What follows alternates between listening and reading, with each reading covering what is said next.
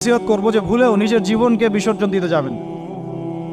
আল্লাহ রাব্বুল আলামিন আপনাদেরকে সৃষ্টি করেছেন তার ইবাদত করার জন্য এবং তার জমিনে তার দিনটাকে প্রতিষ্ঠা করার জন্য।